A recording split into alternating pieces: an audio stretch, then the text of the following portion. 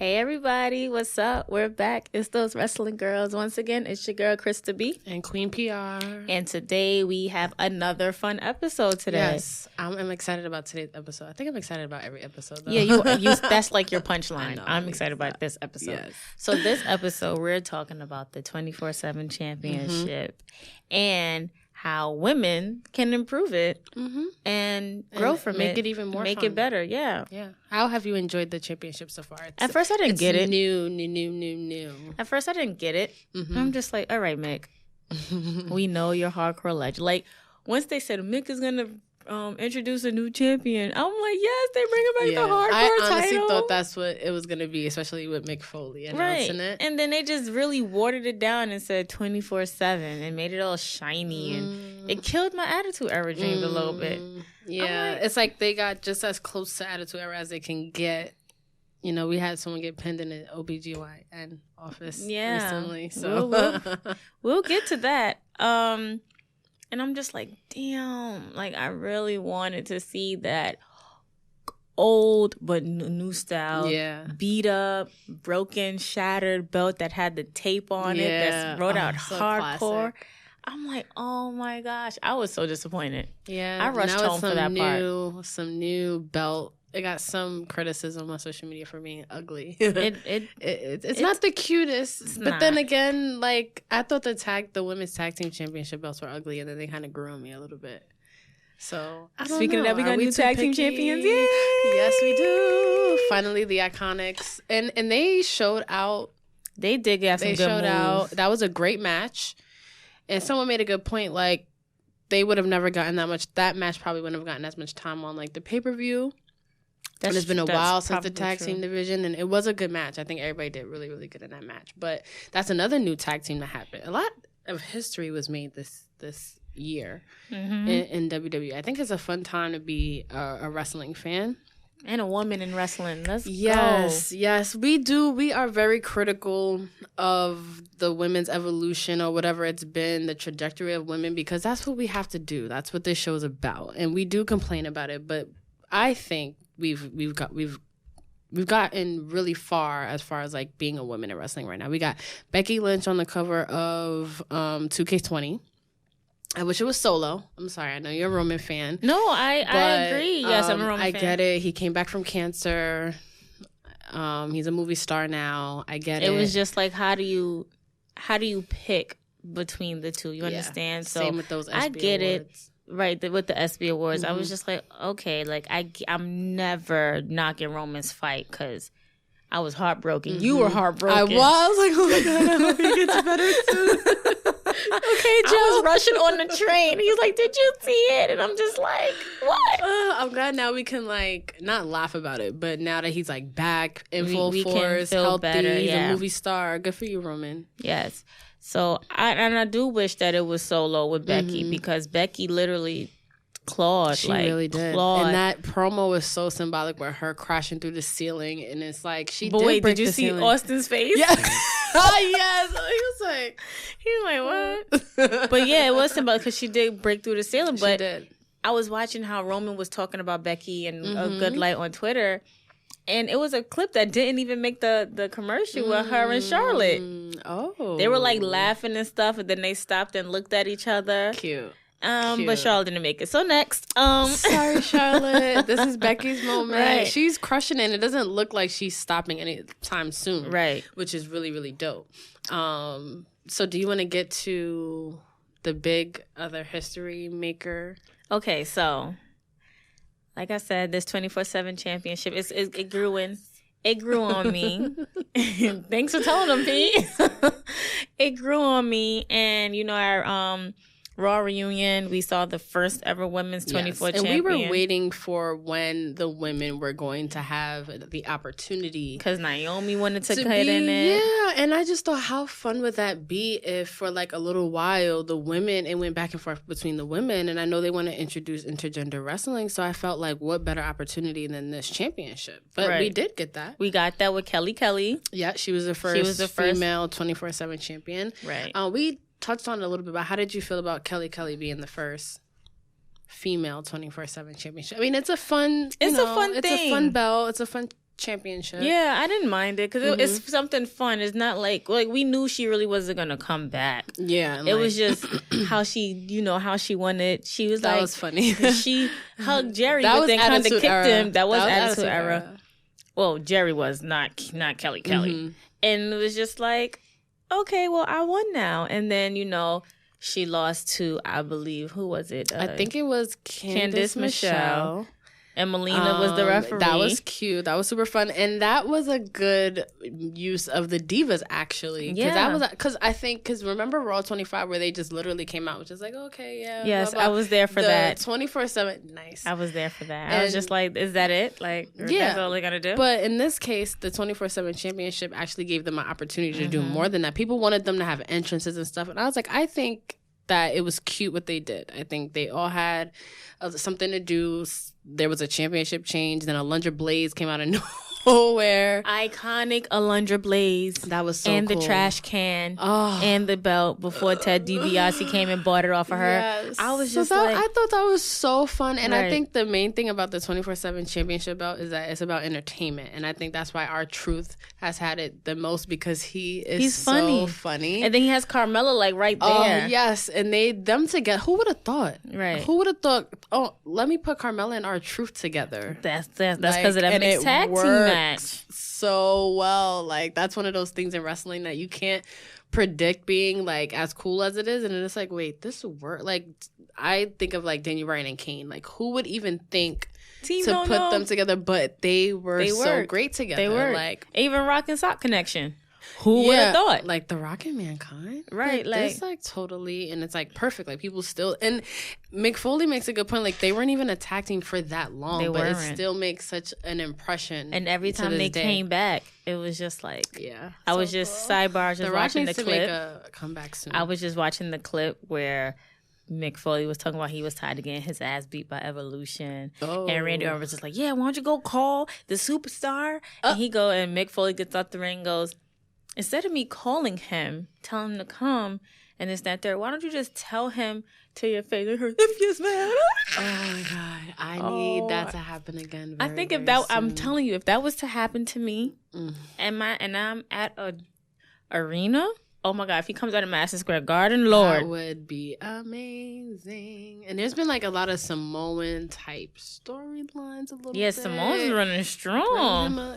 Bring him on, bring Nia. I'm totally into that. Imagine Nia Jax comes back and just like dominates and becomes 24/7 champion. Like, who's going to beat her, Tamina? Even the guys are going to be like, Sis took a RKO, a super kick, and a 619. Yeah, she good. She good. She good in my book. Nia Jax would be a good champion. I feel like Naomi, and that's a good thing about the 24/7 championship, because you could be a champion for like a hot second and it'll be like super, and it like, goes out in the record books. That's it. Yeah. Like let me see how many champions there's been so far, and there's been 33 championship reigns, and already 33. Yeah.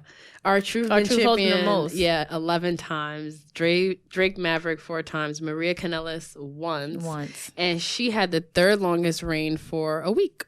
Yeah, because nobody's going to pin the pregnant woman. Except her husband. Right. Which didn't even... Okay, so we're going to get into that. So at Raw 25? No, it was last week. Yeah. Mm-hmm. Last week, Mike won... after R-Truth. Yes. And it was this major pin where everyone... a pile of men. Yes. And Mike Kanellis won. Mm-hmm. I was happy for him. I'm like, right, I was like, who's going to come out of this big pile? I'm like, Maria's probably going to give him a little piece of his balls back. Yeah. Just a little bit. I instantly was like, I hope Maria forces him to give it to her. And that's what she did. Yeah. So like, your prediction was spot on for that one. It just went with the I feel like Maria's character, like, give me my championship, basically. And that's what she did. And it sort of had like this weird like dominatrix feel to it too. Like she told the ref, like, and then she pinned him in like 5-inch heels. Like, Maria Kanellis speaks my language. That's like, boss bitch right there. Yes. Like, and then she walked down the thing like, anyone want to pin anybody? Me? When Braun Strowman, when she got to Braun Strowman, I'm just like, Braun, don't have her catch these hands. Predictable. Right. I'm like, Braun, please don't have her catch these hands, please. Yeah. He just kept breathing really hard. I'm like, all right, cool. In his mind, he probably was like, if he put her through the TV screen. Pregnant, I would have pinned you now. No, in his mind, he put her through the TV screen. Oh yeah, totally. And gave her a spine buster. Like, that's just what he did in his mind. How do you feel about Maria Kanellis' character, and then also her being a pregnant champion? I like the character. Sometimes it could be a bit much for me like now. Uncomfortable? Yeah.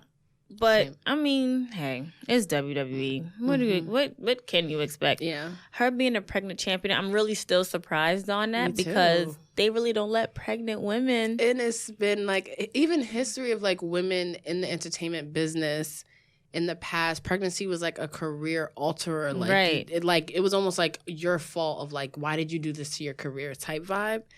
And then now, not necessarily in WWE, but entertainment business, period. But recently it's been this boom of like being the working mom type shit. So I was surprised. I was surprised too because what are you going to do with that? You can't do anything physically. But I feel like the way WWE is packaging it, they're doing it really, really good. I totally They're doing agree. it so well. And I'm just like, damn, like, they couldn't do it with Maurice. They couldn't do it with Brie. They couldn't do it with what's her name? Eve Mendez. Mm-hmm. They couldn't but I feel like they also didn't want to do it. And being that Maria and Mike just signed a 5-year contract and then with WWE before, and Maria can pull it off too. She can. I think we need to give props to her performing skills because I don't know if Maurice would have. You think she Maurice could have? I think so too. Actually, now that I think about it, Brie probably not. If Nikki was pregnant, because I'm a mom. Don't listen to her podcast. Do There's a drinking game on her podcast that every time Brie says it, because she says it about everything. Because I'm a mom, you got to take a drink. You have to take a drink. Well, you see, this is still not open, right? We'll pop that bottle at some point. Yeah, but I like that they chose Maria to do it. I don't mind her being the first pregnant 24/7 champion, and I like how they kind of took it. Like, I already knew the doctor was the referee. Oh, really? Yeah, I saw. I'm like, oh, that's the referee. Like, that whole OBGYN setup, they should have put it in the real doctor's office. That just looked so bootleg. So fake. I'm sorry, bruh. What are you doing? The purple bruh. tissue like table cover that you guys no. Luckily, R-Truth and Carmella in that whole thing, and that was funny. He was like, "Oh, he said OBG, why not?" And then when the baby came out, R-Truth cracks me up, and for some reason, him and Carmella are just a great comedic team. And I always wanted Carmella to turn on R-Truth to become 24/7 champion, but I kind of don't want her to. I was about to ask. I thought, you know what I thought would have happened? Mm-hmm. I thought that Carmella was going to step up to Maria and pin her and then tell Truth to protect her. And then if Carmella falls asleep or something, Truth is just be like, all right, come pin her. Like they did with Jinder Mahal on the plane. Oh, yeah. Like, that's what I thought they were going to do. But, I mean, either way it works. Either way it works because they've done it for a long time. So I'm glad you brought up on the plane because there has been so many funny scenarios. So since we're talking about women, let's talk about Drake Maverick's wife and that whole storyline. That shit is also that's hilarious. Funny. Now she on Twitter like, so you can worry about because Drake Maverick tweeted like, I will pin you, like I don't care if you're pregnant. He said, so Maria, you can get on top of her, but you still have yet to get on top of me. But you can't get on top of me. They have yet to consummate their marriage. I don't know by the time this episode is out. I'm hoping he gets some. Right, because that's just it's been a while. Y'all been married for like a month and some change, and you still ain't consummate. And your main priority is the 24/7 championship. Girl, leave him. She should have pinned him for that shit. She did help him. She was starting to jump on the bandwagon, and even then, it was just like, damn, I helped you, and you still lost. And then I get kidnapped with R-Truth, and then was looking for the championship before your wife. Like, my wife too. A funny one that really made the belt, like R-Truth made the belt something so different that I don't think we expected it to be. So who do you want to see be 24/7? What are some fun scenarios with the women's division you can see happening with the 24/7 championship? A dance off between Carmella and Naomi. Oh my God, that's so good. That is so good. And then in the middle of it, one of them like pin each other. Or even Lana returning, because you know she's a dancer too. I can totally see Lana like returning and like randomly pinning someone. And like that, actually. Rusev trying to like be her bodyguard because the women can't. That is so good. Listen, y'all for real, WWE, y'all gonna write me my check. Hire Krista to write some of these storylines, because all of this is so. It sounds so good to me. I need my check. No, seriously. You know who I would want to see? For some reason, Nia Jax, because I think because she's like huge, like people will always like try to jump her. But I also feel like with Nia Jax, it will kind of be the end of an era type thing, because she's so like, okay, how are we gonna get this off of her? Yeah, that's how. I can see. And is she gonna come back? Are people gonna miss her? People miss her. Yeah, on Twitter. Yeah, people miss her. I miss her. Yeah, same. Who else can I see? I can see Liv Morgan coming back and doing, especially because she has like this new character change. She has something to prove. She has like a chip on her shoulder. I can definitely see her doing being a 24/7 women's champion. Who else can I see? I can see Beth Phoenix coming back and doing it. That's the fun part about the 24/7 championship, is that it like gives anyone an opportunity to like have fun on TV. I can even see the Bellas. Me too. Like 1v1, and then the other one pin, like they're always in the feud, or like and fighting. Nikki, of course, maybe pins Brie one day, like while she's breastfeeding or something. Not breastfeeding, of course, not breastfeeding, but yeah, like, or like they're in Napa doing their wine, and they have a fight in the winery. So good. You understand? That like, would be so good. That's social media too. So I feel like this belt is made also for social media, because it keeps it going. Like even when Raw and SmackDown's not on, we can go on R-Truth's Twitter, and he's going to post a funny-ass video about... He's posted so many gems about I think the Old Town Road video is my favorite. Oh, yeah, totally. And how he never gets the name of the championship right. Like, at first, he was like the European Championship. They need to bring back? Right? I mean, why not? There is an argument out there are too many championships in WWE. How do you feel about that? Did y'all not grow up in Attitude Era? Let's see, you got the... United States, Intercontinental, WWE, Universal, Tag teams, SmackDown and Raw, and then 24/7, female tag team. They're both female Raw and SmackDown. I mean, you could make room for one more. I think you can make room for one more, especially because the brands are divided now. How about we give more women TV time? Yeah, that too. And then that would actually make everything better. Oh my God, what if there was a women's hardcore championship belt? That would be really, really fun. Because women are vicious. They are. Like, look at Charlotte with that kendo stick. Those whelps on Ronda Rousey, I was like, those are real. Those are real. And she's like really... But I'm sure Ronda's pain tolerance is unbelievable. Sis be breaking faces. Right. I'm sure that she probably was like, yeah, Charlotte, hit me as hard as you can with this shit. Let's make it look as great as possible, because I'm not going to feel it like how you think I'm not going to phase it. It's not going to phase me. Yeah. It's like blowing like... Yeah. I mean, it looks like it hurts, but... Yeah, it doesn't hurt, guys. Okay, so there's a rumor that Ronda Rousey might come back at SummerSlam. What if she came back and just pinned somebody? But then, would that kill it too? Because she's so strong. Like, who's really going to sneak up on Ronda Rousey? Like, you could get your arm Unless you're broken. Becky. Oh, Becky. Remember, Becky put her under this armor. Right, like, Becky put her under this armor, that Survivor Series invasion. Or what if Sasha comes back and takes it? I would love... That's one of those things with Sasha, like, you don't know what you have until it's gone. Well, you don't appreciate it, because now I would do anything to be like, just to see Sasha on TV for like 2 seconds. Hold on, let me direct this to her, okay? Hey, Sasha girl. Hey, okay, girl. Hey, Mercedes. Mercedes, right? Can you please come back? Like, we miss you, like, a lot. We really miss you. You've always been one of...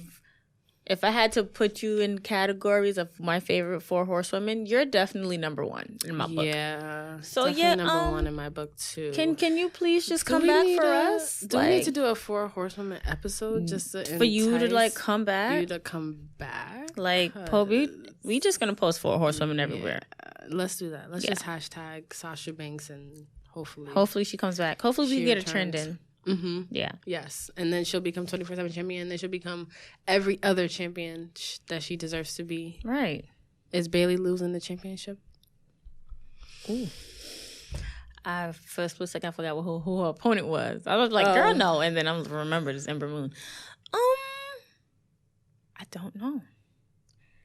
I wouldn't be mad either way. Like I said last time. Yeah, I don't know. I think people would be happy. Either way. Bailey had a good run. You know? She did. And she defended the hell out of it. She really did. And she also showed a rougher side of herself. Especially yesterday on SmackDown. On SmackDown when she came out to help Ember and she told relax. Yeah. Relax. Told Natty and Ember, of course. Yeah. Speaking of Natty, I've been reading a lot of people saying that they wouldn't be mad if Natty won the championship from Becky.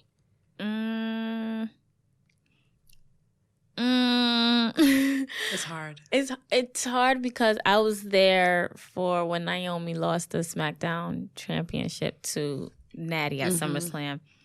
And the only reason why I really wasn't feeling Natty winning is because she always had this goody two shoes, I'm too nice, Natty. Now, and it's bad that you have to like be a badass or be a bitch. But if that's your best character, being that she's using that now, I'm really at a crossroads here. Like I don't know. Especially in Canada. Like I'm so for that. Yeah. I'm so for that. Well, you think one Canadian's gonna win, the other one's gonna lose? Yeah. Like Charlotte beats Trish, but Natty beats Becky. That ain't. What y'all think? Let us know.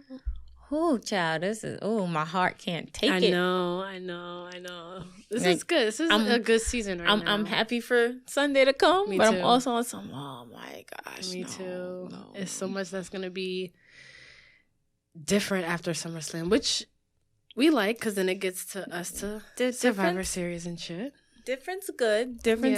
But, yeah, I don't think I've ever been this excited for a SummerSlam. Me too. Especially I think I've been excited because I've been there twice. But to be there and oh man, I know, it's so good. And this is kind of like a year ago around this time when we really started getting serious about the podcast because you went to SummerSlam and then we went to Raw and SmackDown after that. And then we just kind of was just like they announced Evolution. We were like So this is interesting. This year went by fast. It went by really fast. We already got to start making our year-end list.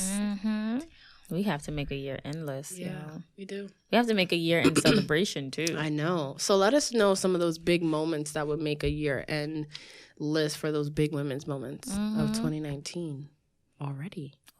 Jesus Christ. This was fun. This was fun. Let us know what you think of the 24/7 championship. Who should be the next women 24/7 champions? How do you feel about Maria Kanellis being the first pregnant champion? And should she be champion again? And how did you feel about her losing it? Let us know all about that in the So comments. Before we wrap up, I know you're going to get... It's two things. Okay. I feel like... I know the Shield is broken up. Yes. And there's no more Shield because Dean Ambrose is on AEW as John Moxley. Yep. But I feel like the Shield is really disintegrating. Oh, yeah. Like, Brock Lesnar literally tried to kill Seth Rollins. It's over. And now they're trying to kill Roman Reigns. Yo. Eric Rowan? If you have Samoa Joe, like... On some... Nah, hold on. Get the medic. Get the medic and he tell him to stay down and shit. And for him to see it, I'm just like, yo. I hope they don't mess up. Oh, wait, they did say it was Eric Rowan. And, okay, someone predicted that, too. I saw it on Twitter. They was just like, yeah, is that Daniel Bryan or Rowan? Yeah. But my thing is that, what would be the motive? Yeah. Like, it's bringing back the whole when Rikishi... Yeah. Where it's just like, well, why? Yes, like, yo, that was like one of his... best promos ever. It was though. Oh my gosh. I'm just like, why would he what's the motive? Like, is he gonna come out and say I did it for Daniel? Someone said they did it for the that he's gonna say that he did it for the planet. You know what? Right. Cause Roman. That's so dumb though, but what does Roman have to do with harming the planet? Like, I don't get it. They probably gonna tie Hobbs and Shaw in it. God, and how they was on Hawaii and Roman done took down a truck and hit the cameraman with the axe. Like, they gonna do all of that. They are, and I really hope this doesn't interrupt Samoa Joe against Roman Reigns, because I was getting into that. I was like, where's that feud going? I was into it. I was over it. You was over it? I was over it. Because I just feel like Samoa Joe comes out, oh, I'm Samoa Joe, big bad wolf. I love him so much. And Roman Reigns like, well, I'm the big dog, so we, like, it maybe they're better as a... Maybe on the not same as... side? Maybe not as friends, okay, but as allies and as Samoans. You understand? Like, and Samoa Joe's not gonna be anyone's like buddy. Yeah, but I can see him having Roman's back. Be like, yo, all right, we go out here, we gonna fight, but just know, like, if somebody try to fight you or they try to jump you, I got your back. Like, it's a wrap. I could see that, but I'm tired of the whole Roman Samoa thing. Like, throw somebody else in there. Oh, wow. Can we talk about? Yes. So, now this took me for a fucking shock. I knew that Goldberg was gonna come back. Oh, I did not. That totally caught me by surprise. Girl, you gotta pay attention when they be mentioning these wrestlers' names out of nowhere, and they keep mentioning it. He should redeem himself after. Oh yeah, he needs to. I mean, but I feel like that's kind of an easy way to redeem yourself. That's too fucking easy. But I was in my living room. My aunt was like, "Why you make that noise?" She hates when I make noise and watch wrestling. Like, I'm like a 5-year-old. Like, I don't care. Yes, I love it. So I'm like, "Oh, he's gonna fight Shawn Michaels." Because when he said, "I'll fight you on Monday," I was like, "Bruh? Monday, SummerSlam on Sunday." So when he was like, "Yeah, I'll fight you on Monday," and he's like, "You didn't read your contract." And he's like, "You're fighting." He said, a Hall of Famer or something like that or whatever. And I'm like, oh, he's gonna fight Shawn Michaels. And Shawn was like, but it's not me. Then the crowd just started chanting Goldberg. I'm like, no, that's no, not Goldberg. I'm here for it though. And then the music hits. He comes out, and I'm just like, yo, I'm here for it. I like Dolph Ziggler, and I mean, Goldberg. Sure, why not? I'm just like, yo, what the hell? Like, I can't. I'm also like, why? But then I'm like, I'm not cares? Why. I'm not like, I feel like okay. For some reason, this past 2 weeks or 3, like since Raw Reunion and all, it's giving me vibes that Vince Russo was back writing. Right? Like, I mean, you do have Paul Heyman and Eric Bischoff back there. I mean, but I feel like Bischoff, and maybe because I'm so used to him being during that ruthless aggression era, like I feel like he's not, he made his presence known at Raw Reunion trying to get them to come to SmackDown, but that was really about it. Maybe that's a good thing. Maybe that's a good thing. Maybe it's good to be what is it? Oh, it's seen and not heard. Not bad. My bad. Maybe it's good to be not heard. You know what I mean? That's true. In the back. It's good to be back there. In the back. Yeah, but SummerSlam's this Sunday. Yeah. We'll be at Jabba Tears viewing party at Legends. Yep. They will have a special guest, Peter Rosenberg. Shout out to Hot 97. If you're in the area, check it out. And on that note, we'll see you guys at Legends. Yes. Follow us on all of our social medias. T Wrestling Girls on Twitter, Those Wrestling Girls on Instagram and Facebook. Join our Facebook discussion group and subscribe and tag a friend that likes to hear people talk about women's wrestling. Subscribe to our YouTube page as well. And on that note, I'm Krista B. And it's Queen PR. And Those Wrestling Girls are out.